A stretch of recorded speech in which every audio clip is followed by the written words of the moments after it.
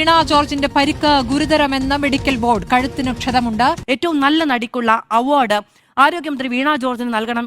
മൈലപ്ര ബഥനി സ്കൂളിലെ mono act മത്സരാർത്ഥിയിൽ നിന്ന് വളർന്നിട്ടില്ലത്രേ. ഇതെല്ലാം ആരോഗ്യമന്ത്രി വീണ ജോർജിന്റെ അഭിനയമാണെന്ന് കുറെ പേര് പറയുന്നുണ്ടായിരുന്നു. ആരോഗ്യമന്ത്രിയുടെ കഴുത്തിനിട്ട് ആരും ഇടിക്കുന്ന ദൃശ്യം നമ്മൾ ആരും വീഡിയോസിൽ കണ്ടിട്ടില്ല. എന്നിട്ടും ഇതുപോലത്തെ ഒരു നെക്ക് ഇഞ്ചുറി ഉണ്ടായി ആൾ ICUയിൽ അഡ്മിറ്റ് ആകാൻ ചാൻസ് ഉണ്ടോ? ഇതിൻ്റെ മെക്കാനിസം നമുക്ക് നോക്കാം. നമ്മളെ ആരെങ്കിലും പുഷ് ചെയ്യുമ്പോൾ അല്ലെങ്കിൽ അസോൾട്ട് ഉണ്ടാകുകയോ ചെയ്യുമ്പോഴത്തേക്കും നമ്മുടെ തല മുന്നോട്ടും പുറകിലോട്ടും പെട്ടെന്ന് മൂവ് ചെയ്യുന്നു. ആ സമയത്ത് ലിഗമെൻറ്റ്സ്, മസിൽസ്, ഡിസ്ക്, ജോയിൻറ്റ്സ് ഇതിനൊക്കെ സ്ട്രെയിൻ അല്ലെങ്കിൽ ടിയർ സംഭവിക്കാം. ഇതാണ് വിപ്ലാഷ് ഇഞ്ചുറി. ആദ്യം പെയിൻ ഉണ്ടാകണം എന്നില്ല, പക്ഷേ ഇത് അത്യാവശ്യം സീരിയസ് ആയിട്ടുള്ളൊരു അവസ്ഥയാണ്. മറ്റൊരു മെക്കാനിസം, ഒരു വീഴ്ച ഉണ്ടാകുന്ന മുൻകൂട്ടി കണ്ടിട്ട് കഴുത്തിലെ മസിൽസ് പെട്ടെന്ന് കൺട്രാക്ട് ചെയ്യുന്നു. ഇതൊരു പ്രൊട്ടക്റ്റീവായിട്ടുള്ള മസിൽ സ്പാസമാണ്, പക്ഷേ സിവിയർ പെയിൻ ഇത് കാരണം ഉണ്ടാകുന്നു.